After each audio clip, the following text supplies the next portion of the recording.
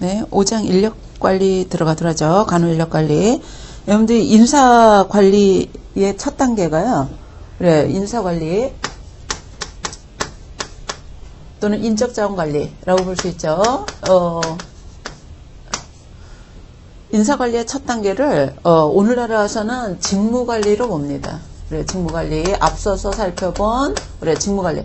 직무관리에는 우리가 직무평가하는 거, 설계하는 거, 직무 분석하는 것 이런 것도 들어간다 그랬죠. 직무관리를 토대로 해서 우리 인력 이 직무를 수행할 사람을 뽑는 것을 우리 뽑아서 배치하고 하는 것을 우리가 확보관리라고 볼 수 있어요. 뭐 우리 교재에는 이런 얘기가 나오지 않았는데 우리가 확보관리. 그래서 이 확보관리에는 어떤 것이 들어가냐면 이제 이 직무를 수행할 사람을 우리가 계획하는 것도 우리가 확보관리에 들어가는 거고요. 그 다음에 계획했으면은 이제 모집을 해야 되는 거죠. 요 계획한 인력을 모집하는 것, 그 다음에 모집한 사람 중에서 선발하는 것, 그리고 선발된 사람 중을 우리가 직무에 배속시키는 것, 즉 배치하는 것, 이런 것 등이 우리가 확보관리에 들어간다고 보시면 돼요. 그 다음에 확보관리 다음에 하는 것이 우리가 개발관리예요. 개발관리에 들어갑니다. 개발관리. 여러분들 오늘날에 와서는 조직의 경쟁력이라는 것이 결국은 인적 자원의 경쟁력이 볼 수 있거든요. 자원 중에 제일 중요한 자원이 인적 자원인 거죠. 그래서 과거에서는 능력 있는 사람을 뽑아서 그 사람이 갖고 있는 능력으로 계속 일을 하더라도 조직의 목표 달성에는 큰 문제가 없었는데 오늘날에 와서는 조직을 둘러싼 환경이 워낙 급변하다 보니까 일하는 사람의 업무 능력도 계속 변화해야 되고 업무를 능력을 향상시켜야 돼요. 그래서 여기서 개발관리라는 것이 그래 개발관리라는 것이 조직에서 일하는 사람의 업무 능력을 계속 향상시키는 관리를 얘기하는데요. 여기에 들어가는 거는 우리가 교육 훈련이 들어갈 거고, 그죠? 여러분들 개발할 수 있는 방법은 교육훈련을 통해서 개발할 수도 있고요. 그 다음에 인사고과. 여러분들 인사고과라는 것이 상벌의 의미를 뛰어넘어서 그 사람의 업무 능력을 평가해서 업무 능력을 더 개발할 수 있는 기초자료로 활용되고 있어요. 오늘날에서는. 그래서 인사고과라던가 그 다음에 우리가 경력 개발. 요 경력이라는 것은 조직에서 업무를 수행할 수 있는 능력, 우리가 다양한 업무를 수행할 수 있는 능력을 경력이라고 합니다. 과거에서는 상위직으로 승진하더라도 우리가 그 직무별로 해야 되는 업무를 제대로 능력이 없어도 승진이 가능했지만 오늘날에 와서는 다양한 업무를 수행할 수 있는 능력을 갖추도록 개발을 해야 돼요. 그래서 우리가 경력, 다양한 업무를 잘 수행하도록 개발하는 것을 경력 개발이라고 합니다. 그래서 요 경력 개발 이런 것들이 개발 관리의 구체적인 관리 내용으로 들어갈 거고요. 예, 그 다음에 보상 관리예요. 보상 관리. 이 보상 관리는 외적인 경제적 보상도 들어가고 내적인 심리적 보상도 들어갑니다. 그래서 내적으로 외적으로 우리가 그 사람이 노동력을 제공했을 때 우리가 내적 외적으로 적절하게 보상이 이루어지도록 관리를 해야 될 거고요. 예, 그 다음에 보상 관리 다음에 유지 관리입니다. 여러분들 유지 관리라는 것은 유지관리. 조직 구성원으로서 유지하는 관리거든요. 그러면은 유지관리로는 우리가 유지관리에 포함되는 것이 조직 구성원으로서 행동을 유지하기 위해서는 조직 생활에 맞지 않는 행동을 했을 때 행동을 수정하도록 우리가 직원을 훈육하기도 하고요. 그래서 요거는 행동을 조직 생활에 맞게끔 유지하는 관리에 들어가는 거고요. 그 다음에 조직 구성원으로서 유지하기 위해서는 결근이라던가 이직에 대해서도 우리가 관리를 할 수밖에 없는 거예요. 결근이나 이직률을 줄이도록 관리하는 것, 직원 구성원으로서 유지하도록 관리하는 것, 이런 것들이 들어갈 거고요. 또한 우리가 건강관리 조직, 우리 병원 조직 안에 노조, 노동조합 같은 조직이 또 있죠. 이런 노사 간의 관계가 우리가 지속적으로 유지되도록 하는 노사 관리, 뭐 이런 것들이 등이 유지 관리에 포함된다고 볼 수 있어요. 요사관리 방법으로 제일 많이 사용되는 게 협상이죠. 협상관리라던가 이런 것들이 포함됩니다. 그래서 이 간호인력관리, 즉 인적자원관리 안에서는 이러한 내용들을 주로 다게 될 거다는 것을 우선 알고 들어가시는 게 좋은 거예요. 근데 요 직무관리, 우리 인사관리의 첫 단계로 볼 수 있는 직무관리는 4장에서 이미 다뤘고, 요 직무관리를 토대로 해서 확보도 하고, 개발도 하고, 보상도 하고, 유지도 하게 되는 거예요. 예? 그러면은, 우리가 5장에서는 제일 먼저, 우리가 뭐에 대한 얘기로 들어갈 거냐면, 거기, 우리 교재에 인사관리의 정의, 중요성 해서 놨는데, 그건 여러분들 읽어보세요. 읽어보시고, 이제 어디부터 들어갈 거냐면, 요 이제 확보관리 중에서도 요 계획관리에 대한 얘기부터 들어갈 겁니다. 계획. 여러분들, 우리가 직무를 잘 수행할 사람을 확보하기 위해서는 인적 자원에 대해서 계획을 해야 되는 거 아니겠어요? 여러분들 계획이라는 것이 사후에 계획하는 게 아니고요. 앞으로 직무를 잘 수행할 사람을 사전에 계획하는 걸 얘기하는 거예요. 그러면은 사전에 왜 계획을 해야 되는가? 거기 인적자원의 기능 해서 놨는데 이것이 결국은 뭐냐면 여러분들 사전에 인력자원에 대해서 계획하는 것이 어떤 기능을 해주는가를 설명하고 있는 거죠. 우리가 미리 인력자원에 대해서 미리 계획하게 되면은 부족이나 과잉을 미리 예측할 수 있고 문제가 생기기 전에 미리 해결도 가능하고 또 조직에서 원하는 인력을 모집 선발하게끔 해주기도 하고요. 또한 인적자원을 미리 계획하게 되면은 조직 내부나 외부로부터 충원, 이동, 승진, 이직할 때 기초자료를 우리가 얻을 수도 있다는 거예요. 이런 기능이기 때문에 사전에 미리 계획하는 게 좋은 거고요. 인력 계획 과정은 어떻게 이루어지냐면 우리가 직무수나 종류를 장단기적으로 우리가 충당돼야 되는 직무수나 종류 이런 것들을 추정을 해야 돼요.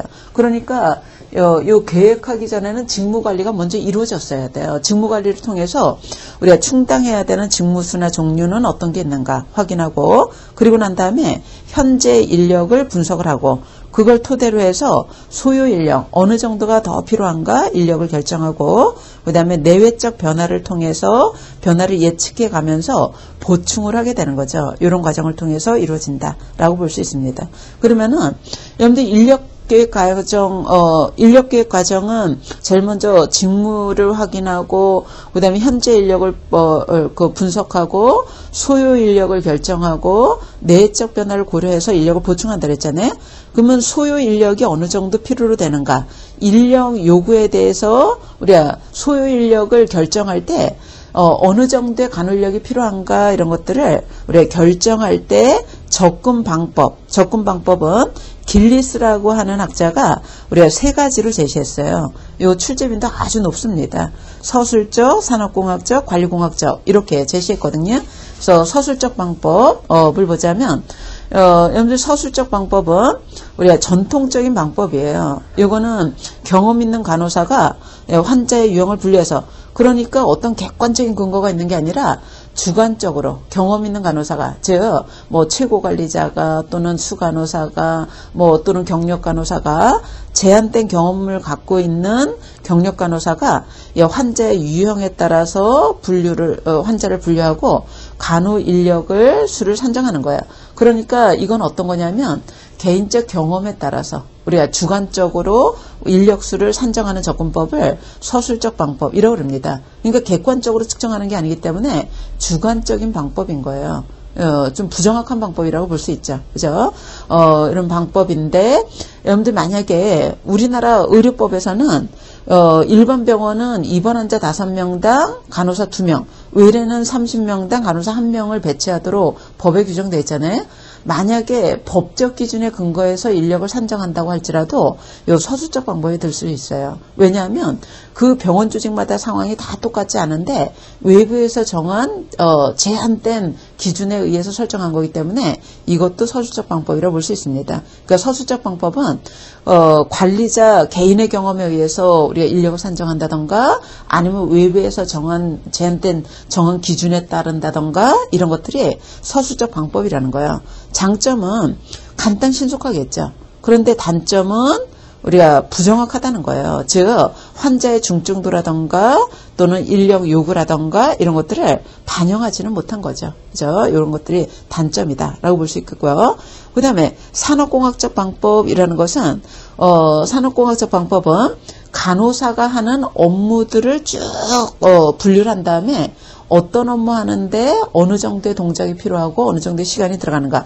여러분들 간호사가 하는 업무별로 시간 동작을 다 분석을 하는 거예요. 그러면은 어떤 동작이 몇 번 일어나고 어떤 동작 하는데 어느 정도의 시간이 걸리고 이런 걸 측정하면은 간호 업무 수행하는데 총 시간을 측정할 수 있겠죠. 그래서 우리가 산업공학적이니까 간호 업무에 대해서 양으로 측정을 하는 거예요. 시간의 양으로 측정해서 인력을 산정하는 방법을 산업공학적 방법이라고 합니다. 그러니까 질적인 면을 고려한 거라고 볼 수 없고요. 양적인 면을 고려한 방법이다. 이렇게 우리 양적 측정법이라고 볼 수 있어요. 그에 비해서 관리공학적 방법, 요거 중요 표시해 두셔야 됩니다. 오늘날에 와서 가장 바람직한 인력 산정 접근법이 관리공학적 방법이라고 볼 수 있는데요. 여러분들 모든 관리 과정이 조직의 상승성을 높이고자 하는 목표를 달성하기 위해서 관리가 이루어지는 거잖아요. 그렇기 때문에 결국은 인력을 산정할 때도 우리가 관리의 목적, 즉 질적인 서비스를 제공하려고 하는 간호조직의 목적을 달성하기 위해서 인력이 산정돼야 된다는 거예요.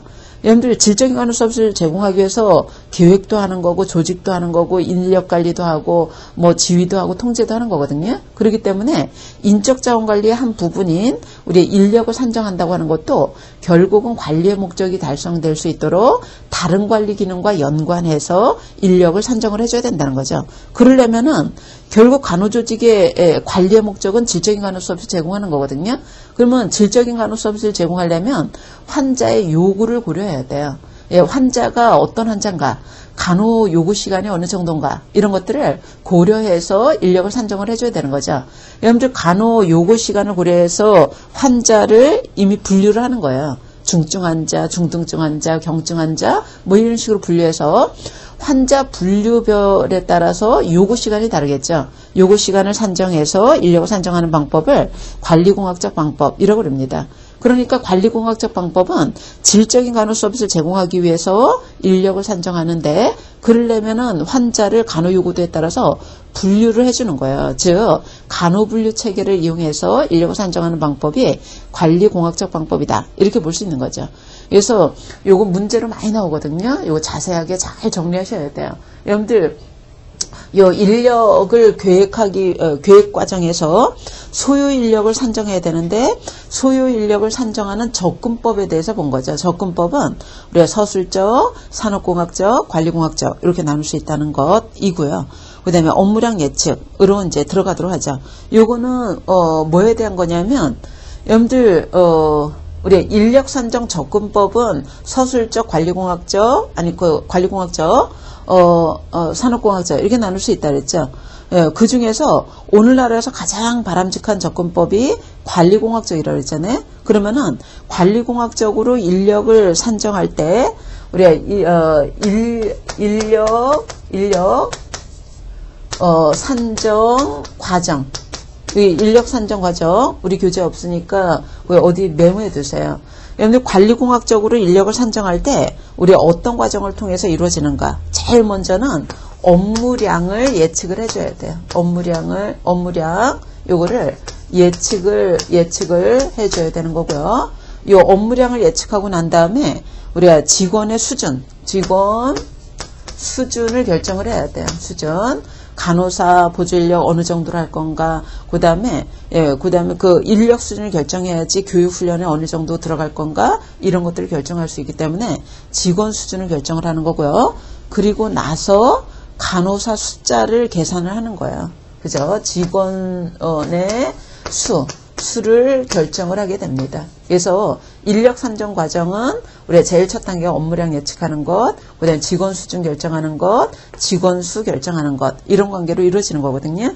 그래서 우리 교재 보시면은 이 인력 산정 과정의 업무량 예측, 이 부분 보도록 하죠. 여러분들 업무량을 예측할 때 관리공학적으로 우리가 관리공학적 접근법에 의해서 업무량을 우리가 예측하자면 일단은 환자 수를 조사해야 돼요. 우리가 환자 수가 어느 정도인가. 우리가 업무량 예측하기 위해서는 환자 수가 우리가 평균적인 간호해야 되는 환자 수가 어느 정도인가. 요거를 우리가 통계 자료를 고려해야 될 거고, 그리고 나서 환자의 간호 요구 시간을 측정을 해야 되는데요. 요 환자의 간호 요구 시간을 측정할 때 이용하는 도구가 환자 분류 체계라는 거예요. 우리 좀 전에 접근법 중에서 관리공학적 접근법에서는 간호 요구도에 따라서 환자를 분류하는 환자 분류 체계가 이용된다 그랬잖아요. 환자 분류 체계를 이용해서 간호 요구 시간을 우리가 측정을 해야 됩니다. 네, 환자 분류 체계. 예. 여러분들 요 환자 분류 체계도요. 체계도 두 가지로 나눌 수 있어요. 우리가 원형 분류 체계라는 게 있고요. 그 다음에 요인 분류 체계라는 게 있습니다. 원형 분류 체계는 몇 개의 그룹으로 나눠서 광범위하게 환자를 분류하는 게 원형 분류고요. 요인 분류는 우리가 간호 요구 시간이 요구되는 요인별로 분류해서 우리가 환자를 분류하는 것이 요인별로 간호 시간을 측정을 해서 그 간호 시간에 근거해서 환자 분류하는 것을 요인 평가라고 그러는데, 요 분류 체계 중에서 정확하게 간호 시간을 산정할 수 있는 게 요인 분류라고 볼 수 있어요. 그럼 우리 교재에 나와 있는 우리가 간호 요구 시간 측정, 직접 간호 시간, 간접 간호 시간, 건강에 요구되는 시간, 이런 식으로 분류한 거는 요인 평가에 해당되는 거예요. 요인 평가. 그래서 직접 간호 시간은 환자와 직접 접촉하면서 제공해야 되는 간호 시간 측정한 걸 얘기를 하는 거고요.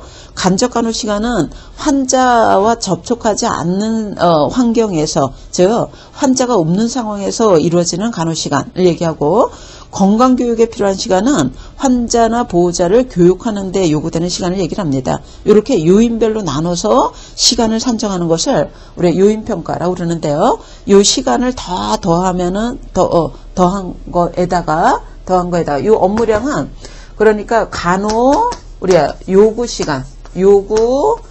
시간에다가 교재에선 설명되지 않았지만 그 여유 시간 이거를 다 합산해야 돼요. 요거를 업무량이라고 합니다. 요구 시간은 우리 교재에서 나와 있듯이 요인 평가에 의해서 요구 시간을 고려하자면 직접 간호 시간, 간접 간호 시간, 건강 교육에 필요한 시간, 이런 것들을 다 포함하는 거라고 볼 수 있어요. 에다가 여유 시간, 우리가 식사 시간이라던가 인계 시간이라던가 뭐 이런 것들 있잖아요. 그죠? 이런 시간을 다 포함한 것이 업무량이다. 이렇게 볼 수 있습니다. 그래서 업무량을 제일 먼저 측정을 해줘야 되는 거고요. 그리고 나서 직원 수준을 결정을 해야 돼요. 전문직 때 보조인력 어느 정도로 할 건가, 교육 훈련에는 어느 정도 시간을 투여할 건가, 이런 것들을 결정하고 난 다음에 직원 수를 계산을 하는데, 여러분들 우리 교재에 직원 수 계산 방법 참고로 나와 있잖아요. 거기에서 우리가 어느 부분을 알아주셔야 되냐면 간호사 수를 계산할 때요. 어떻게 계산하냐면 총 간호 업무량을 전체 환자 수로 적정 간호사 수 이렇게 나온 거 적정 간호사 수 요거를 활용해서 측정할 수도 있고요. 아니면 총 간호 업무량을 고려해서 우리가 측정할 수도 있습니다. 그래서 교재에 수 예측하는 공식이 여러 가지가 소개됐는데요. 이거는 우리가 어디다 메모해 두시자면, 여러분들 간호 단위에서 일하는 간호사 우리 간호 직원수는 우리가 어떻게 계산하냐면, 우리가 1년 동안에 총 일해야 되는 총 간호 업무, 우리가 총 간호 업무가 들어가는 거고요. 분모로는 한 직원의 일하는 시간 1년 동안에 총 일하는 시간으로 나눠주면은 우리가 몇 명의 간호사가 필요한가 계산이 되거든요. 그러면 총 간호 업무 시간은 어떻게 계산하면 되냐면, 여러분들 일일 환자당 요구 시간이 있어요. 요구 시간에다가 곱하기 환자 수 곱하기 365 하면 됩니다. 365. 이렇게 되면은 1년 동안 총 필요로 되는 간호 업무 시간이 계산이 되거든요. 총 간호 업무 시간 요거를 계산을 해서, 그 다음에 분모로는 한 직원이 일하는 시간을 계산해야 되는데, 여러분들 365일 중에서 직원이 근무하지 않는 비번 일수는 빼줘야 되는 거죠. 비번 일수를 빼주고 여기에 곱하기 1일 근무시간을 곱해주면 되는 거예요. 일일 근무 시간은 대체로 8시간이에요. 우리 3교대 아니겠어요? 그래서 이렇게 계산을 한다더라. 혹시 간호단위 직원수 계산하는 문제가 나오면 요걸 적용해서 구하시면 될 거다라고 보여집니다. 그래서 우리가 직원수 결정까지 우리가 다룬 거고요. 그래서 우리가 확보관리 중에서 뭐에 대한 얘기를 했다고 보시면 되냐면 요거에 대한 얘기를 한 거예요. 계획에 대한 얘기를 한 거다라고 볼 수 있습니다. 그러면은 우리가 이제 그 인력을 이제 계획을 했잖아요. 그죠? 계획 과정에서 인력을 어느 정도 인력이 필요된가, 요구되는 인력을 산정하는데 접근 방법 3가지가 있다는 거 했고요. 그다음에 그 인력을 산정하는 과정 업무량 예측하고 수준 결정하고 그 직원수 계산하고 요 과정에 대한 얘기를 한 거죠. 그래서 인력 계획, 그다음에 계획 중에서도 수요 산정 접근법이라던가 그 산정 과정 요거를 중점적으로 살펴본 거고요. 그 다음에 살펴볼 것이 우리 교재에 인력 관리 이렇게 따로 제목을 붙였는데요. 뭐 이거는 큰 의미는 없습니다. 그냥 모집이라고 보시면 돼요. 모집. 여러분들 이 모집도 확보 관리에 들어가는 거예요. 우리 인력을 계획했다면 그 다음에 그 계획 과정을 통해서 소요 인력을 계산을 했잖아요. 요 소요 인력이 계산됐으면은 그 다음에 우리가 원하는 사람을 선발하기 위해서는 먼저 모집을 해줘야 되는 거죠. 교재 보시면은 우리가 모집하는 목적은 뭐냐면 충분한 지원자를 확보하는 거예요. 여러분들 직무를 잘 수행할 사람을 선발하려면은 충분한 지원자가 우선 있어야 되겠죠. 충분한 지원자를 우리가 확보하는 것이 모집의 목적이라고 볼 수 있고요. 모집하기 전에 채용 기준이 설정돼야 되는데 이 채용 기준에 들어가는 거는 적정 인원수가 미리 산정이 돼 있어야 되고 이 계획 단계에서 적정 인원수가 산정이 돼 있어야 되겠고요. 그 다음에 직무 분석. 여러분들 이 직무 관리를 통해서 직무 분석이 이미 되어 있어야 돼요. 그리고 작업 수행에 필요로 되는 능력이라던가 기준 이런 게 설정이 돼 있어야 되죠. 이런 것들도 우리가 직무관리를 통해서 나와 있어야 되겠죠. 그 밖에 부적합한 기준이라던가 부적합한 성격이나 사상 이런 것들이 먼저 설정이 돼 있어야 됩니다. 그러니까 우리가 모집하기 전에는 계획 단계에서 소요 인력도 계산이 돼 있어야 되고 그 다음에 직무관리를 통해서 우리가 직무 분석이 다 되어 있어야 된다는 얘기예요. 이것이 모집하기 전에 우리의 기본 기준이라고 볼 수 있습니다. 전제 조건이다. 이렇게 볼 수 있죠. 그러면은 채용 기준이 설정이 됐다. 그 다음에 이제 이 모집에 대해서 모집을 어떻게 할 것인가? 모집을 기획을 해줘야 되겠죠. 그러면 우리가 모집을 기획할 때 우리가 모집에 관한 자료가 이용되거든요. 모집에 관한 자료를 수집해서 분석해 봐야 되는데 우리가 어떤 자료가 이용되냐면 가장 중요한 자료는 사직한 간호사들의 면담 자료입니다. 이게 왜 그러냐면 어떤 직무에서 어떤 사유로 사직하는가 이걸 알아봐야지 우리가 모집할 때 기준이 될 수 있거든요. 내부로 할 건가 외부로 할 건가 우리가 어떻게 모집할 건가 이런 게 나오기 때문에 사직한 간호사들의 면담 자료 이게 제일 중요하고요. 그 밖에 활용할 수 있는 거는 정부나 간호협회 자료들 과거에 모집 활동했던 자료들 이런 것들을 검토를 해줘야 되는 거죠. 그리고 모집 방법을 결정을 해줘야 되겠죠. 모집 방법은 크게 둘로 나눕니다. 내부 모집과 외부 모집 이렇게 나눈다는 것. 여러분들 내부 모집을 폐쇄형이라고 들어고요. 외부 모집을 개방형이라고도 하는데 최근에는 외부 모집이 증가세예요. 여러분들 예전에는 간호조직에서 인력 뽑을 때 하위직은 외부 모집으로 상위직은 내부 모집으로 하는 게 일반적이었거든요. 그런데 최근에는 상위직을 모집할 때도 외부로 하는 추세입니다. 그래서 내부 인력뿐만이 아니라 외부 인력에서도 모집을 하잖아요. 그래서 내부 모집, 외부 모집 다 활용을 하는데 우리가 최근에 환경 변화는 우리가 조직관리 방법에서는 인적장 관리할 때 모집 방법으로는 외부 모집이 증가세다는 것을 일단 알아두셔야 되고 시험 문제에서는 그러니까 내부 모집, 외부 모집 다 나올 수 있대 외부 모집이 최근에는 더 많이 나오는 추세라고 보셔야 돼요. 그러면은 내부 모집, 외부 모집 우리가 어떤 장단점이 있는가? 다 장단점이 있겠죠. 어느 한쪽을 잘 정리하시면은 나머진 반대라고 생각하시면 됩니다. 여러분들 내부 모집, 내부에서 일하는 인력 자원에서 우리가 만약에 상위직을 모집한다. 장점은 조직에서 일하는 사람의 사기가 많이 올라갈 거고, 그 다음에 우리가 비용 앞에다가 뭐를 쓰시냐면 채용을 쓰세요. 왜냐하면 비용이라는 것은 채용 비용이 있고 개발 비용이라는 게 있거든요. 우리가 여기서의 비용은 채용 비용을 얘기하는 거예요. 채용 비용을 줄일 수 있다는 것. 그리고 우리가 능력, 우리 지금 현재 일하는 사람, 상위직을 밑에서 위로 우리가 모집하게 되면은 업무 능력을 더 개발할 수 있는 기회가 될 거라는 거예요. 그래서 능력을 개발할 수 있다는 것, 이런 거 장점입니다. 근데 단점으로는 우리가 내부 직원에서만 모집하기 때문에 창의성에 한계가 있다는 것, 유능한 인재 모집하는 데도 한계가 있을 거고, 그 다음에 파벌이 형성될 수 있어요.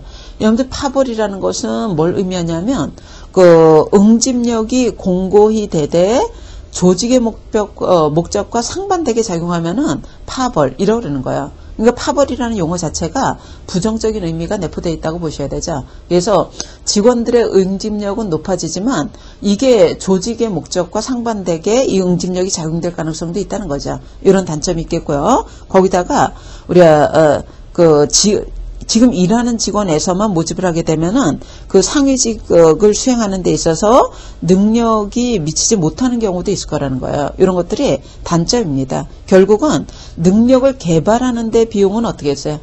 많이 들 수밖에 없죠. 그래서 그 단점 맨 밑에다가 뭐라고 쓰시냐면 개발 비용은 증가, 이렇게 쓰세요. 능력을 개발하는 데 들어가는 비용은 늘어날 수밖에 없겠죠. 그에 비해서 외부 모집, 이건 반대 아니겠어요? 반대로 우리가 외부 모집은 유능한 인재를 선발할 수 있고, 그 다음에 개발 비용을 줄일 수 있고, 뭐 이런 것들이 장점이고요. 단점으로는 기존 직원의 사기가 떨어질 수 있다는 것, 그 다음에 외부로 모집하니까 내부에 들어와서 적응하기까지가 오래 걸린다는 것, 이런 것들은 단점으로 적될 수 있습니다. 요 내부 모집, 외부 모집 문제로 출제 많이 되고 있거든요. 잘 알으시고요. 그러면은 우리가 구체적으로 내부 모집 방법에는 어떤 게 있는가, 외부 모집 방법에는 어떤 게 있는가 보더라죠. 여러분들 외부 모집 방법, 우리가 모집 방법은 공개로 할 수도 있고 비공개로 할 수도 있겠죠. 그죠? 여러분들 공개로 하는 방법, 우리가 원내 모집 방법에 공개로 하는 방법 모집 할 수도 있고, 그 다음에 비공개로 할 수도 있어요. 예, 그죠? 그 다음에 연구자에 의해서 비공개적으로 모집할 수도 있습니다. 연구자에 의한 모집은 비공개 모집에 해당되겠죠. 그러면은 우리가 내외적 모집할 때 내부 모집할 수도 있고, 공개로 할 수도 있고 비공개로 할 수 있잖아요. 공개로 할 때 장단점, 비공개로 할 때 장단점에서 났는데, 요거는 여러분들이 한번 읽어보시고 넘어가셔도 될 것 같아요. 그래서 요거는 여러분이 참조해 주시기 바랍니다. 그래서 지금까지 우리 뭐에 대해서 다뤘냐면 이 모집에 대한 얘기를 한 거예요. 모집. 그 다음에 모집하고 나서 우리가 직무를 잘 수행할 사람이다. 예, 잘 수행할 수 있는 능력을 갖추고 있다라고 우리가 보여지는 사람에 대해서 선발을 해줘야 되죠. 모집하고 나서 모집한 지원자 중에서 직무를 잘 수행할 사람으로 우리가 선발을 해줘야 되는 거예요. 선발은 직무를 잘 수행할 사람을 선발하는 것이 가장 중요한 의의가 있는데요. 우리가 선발하는 절차를 보시면은 지원서 접수해서 검토해서 선발 시험 봐서 면접 봐서 신원조회해서 신체 검사 최종 결정을 하게 되는 거죠. 그 중에 핵심이 어디냐? 이렇게 얘기하면은 우리가 선발 시험이라던가 면접이라고 볼 수 있어요. 왜 그러냐 이렇게 얘기하면 여러분들 모집 지원자 중에서 직무를 잘 수행할 사람을 선발해 줘야 되잖아요. 그러면 우리가 직무를 잘 수행할 건가 그렇지 않을 건가 이거를 가려주는데 가장 중요한 단계가 어디냐? 선발 시험과 면접이 되겠죠. 결국은 우리가 직무를 수행할 능력이 있는가 없는가 평가하는 가장 중요한 단계라고 볼 수 있습니다. 그러면은 우리가 선발 도구로는 지원서도 있겠고 면접도 있고 시험도 있고 한데요. 그 중에서도 우리가 면접과 시험이 핵심인 거예요. 면접과 시험 핵심이다는 것. 여러분들 시험, 우리 교재 시험은 사실은 필기도 있고 실기도 있겠죠. 그죠? 이 필기 시험 같은 경우에는 우리가 직무 수행에 필요로 되는 지식적인 능력 이런 거 평가할 때 필요한 거고요. 실기는 업무를 수행할 때 필요로 되는 우리 행동적인 요인, 그죠? 이런 것들을 우리가 평가할 때 적절합니다. 그리고 필기도 주관식이 있고 객관식이 있을 거 아니겠어요? 여러분들 주관식 같은 경우에는 요 필기 시험은 지식적인 걸 평가할 때 적절한데 그 중에서도 지식적인 종합적인 능력을 평가하려고 그런다. 이건 주관식이 적절한 거죠. 그죠? 종합적인 능력을 평가한다던가 그다음에 출제가 쉬운 거예요. 이런 것들 장점인데 단점은 뭐냐? 객관식에 비해서 객관성은 떨어지겠죠. 예, 이게 단점. 그에 비해서 객관식 필기시험. 여러분들 필기시험이 문제로 나왔다. 그러면은 아무 얘기 없으면은 얘를 얘기하는 거예요. 객관식. 객관식은 주관식에 비해서 출제가 어렵다는 게 단점이죠. 예, 어려운 게 단점인데 장점은 뭐냐? 객관성을 확보할 수 있다는 거예요. 고대 객관성을 확보할 수 있다는 것, 이런 것들은 단점이 되는 거죠. 그래서 필기와 실기시험 우리 어떤 특징이 있는가, 필기에서도 주관식, 객관식 어떤 특징이 있는가 이렇게 이해하시면 되겠고요. 면접시험 같은 경우에는 우리가 지식적인 것, 행동적인 것, 태도적인 것, 그러니까 인지적, 정의적, 심동적 이런 영역을 골고루 평가할 수 있는 방법이 면접이에요. 그래서 최근에는 우리가 조직에서 인적 자원 선발할 때 많이 활용하는 것이 그 필기, 실기 시험 이런 것도 중요하지만 여기서 평가되는 것을 종합적으로 평가할 수 있는 게 면접이기 때문에 면접의 비중이 증가세입니다. 이거는 골고루 평가할 수 있기 때문에 그렇다. 이렇게 볼 수 있는 거예요. 예, 그래서 우리가 지금까지 뭐에 대해서 살펴봤냐면 요 선발에 대한 얘기를 한 거예요. 선발. 예, 그 다음에 배치에 대해서 보도록 하죠. 배치. 여러분들 우리 지금 하는 것이 우리가 확보 관리를 다루는 거죠. 우리가 직무를 수행할 사람을 확보하는 거잖아요. 그래서 확보해서 우리가 기획 제일 먼저 했고 그 다음에 기획 과정에서 소요 인력이 계산이 됐으면은 우리가 모집을 했고 모집된 지원자 중에서 직무를 잘 수행할 사람을 이제 선발하는 얘기까지 한 거죠. 선발이 됐다. 그러면은 그 사람이 담당할 업무를 배속시키는 것을 우리가 배치라고 그러는 거예요. 그래서 이 배치 교재 보도록 하죠. 여러분들 배치라는 것은 선발된 지원자를 직무에 배속시키는 것을 우리가 배치라고 그러는데 배치할 때 고려해야 되는 4대 원리가 있거든요. 요거 시험 문제 나오는 내용입니다. 우리가 배치할 때는 이 4가지가 잘 고려돼야 된다는 거예요. 그 4가지가 뭐냐면 일단 그 사람의 특성과 직무의 특성을 잘 일치시켜서 배치해야 되는 것. 요거를 적재적소주의라고 그럽니다. 그래서 직무와 사람의 특성을 일치시켜서 배치할 것. 이라는 거고요. 그 다음에 두 번째로는 더 나아가서는 그 사람의 그 사람이 갖고 있는 능력을 최대로 잘 발휘할 수 있는 곳에 배속시켜야 된다는 거예요. 여러분들이 여기서의 배치라는 것이 신규 배치할 수도 있고 그 다음에 횡적으로 수평적으로 재배치할 수도 있고 밑에서 위로 상위직으로 배치할 수도 있는 거거든요. 그래서 배치할 때 두 번째 고려해야 될 것이 그 사람이 갖고 있는 능력을 잘 발휘할 수 있도록 실력 발휘할 수 있도록 고려해서 배치하라는 거고요. 그 다음에 세 번째로는 우리가 더 나가서는 실력만 발휘하도록 배치하는 것이 아니라 더 나가서는 그 사람의 업무 능력이 더 개발될 수 있도록 고려해서 배치하면 더 좋은 거죠. 이거를 인재 육성주의다라고 그럽니다. 여러분들 상위직 배치한다, 수평적으로 배치한다 이럴 때 업무 능력이 더 개발될 수 있도록 배치하면 더 좋은 거 아니겠어요? 그래서 이걸 인재 육성주의라고 그러는 거고요. 그다음에 네 번째로는 균형주의라고 그래서 여러분들 그 배치할 때 그 개인의 만족감만 고려하면 안 돼요. 조직으로 봐서도 생산성이 높아져야 되거든요. 그래서 개인의 입장에서 조직의 입장에서 봤을 때 균형이 잘 맞아야 돼요. 일하는 사람도 만족해야 되고 조직으로 보자면 생산성도 더 높아지도록 우리가 배치를 해줘야 되는 거죠. 요거를 균형주의다 이렇게 얘기를 합니다. 그래서 이번 시간에는 우리 인사관리 중에서 뭐에 대해서 다룬 거라고 보시면 되냐면 우리 4장에서 인사관리의 첫 단계인 직무관리 살펴봤잖아요. 이 직무관리를 토대로 해서 인력을 확보하는 확보관리에 대한 얘기를 한 거예요. 우리가 확보하기 위해서 제일 먼저 해야 될 게 뭐냐? 기획해야 된다. 그죠? 기획 단계에서 소요 인력이 결정이 되면은 모집을 해야 되고, 그 다음에 모집한 사람 중에 직무를 잘 수행할 사람을 선발하고, 그 다음에 선발된 사람을 직무에 배속시키는 거를 배치다. 이렇게 얘기를 했죠. 그죠? 그래서 여기에서는 출제가 많이 되는 것이 우리 교육과정에서 인력 소요를 결정할 때 접근법 있죠. 접근법 많이 나온다는 거 알으시고, 그 다음에 관리공학적 방법으로 인력 산정 과정 있죠. 이 부분 잘 보시고요. 그 다음에 모집에서는 문제가 주로 내부 모집, 외부 모집 이거 비교하는 거 많이 출제가 되거든요. 이 부분을 특히 더 중점적으로 보시고, 선발할 때는 인력 지원자 중에 능력이 있나 없냐 이걸 평가해야 되는데, 평가의 핵심이 그 시험하고 우리가 면접이라고 볼 수 있어요. 시험에는 필기와 실기 이렇게 나눈다는 것, 종합적으로 평가할 수 있는 게 면접이다는 거죠. 그 다음에 배치에서는 우리가 배치할 때 고려해야 되는 원칙, 그 4가지 원칙이 있었잖아요. 그거 아주 중요합니다. 그거 잘 정리하시기 바라고요. 조금 쉬었다가 우리가 이 개발 관리에 대한 얘기로 쭉 들어가도록 하죠.